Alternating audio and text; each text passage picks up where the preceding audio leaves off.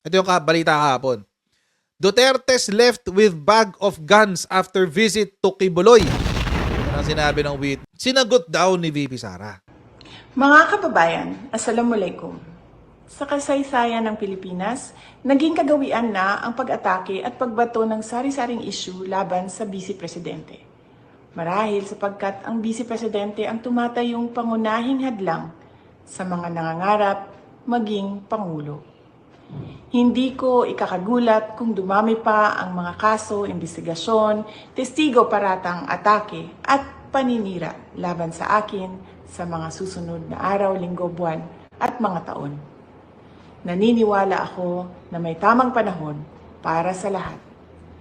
Panahon ngayon ng aking pagtatrabaho. Di man lang niya dininay.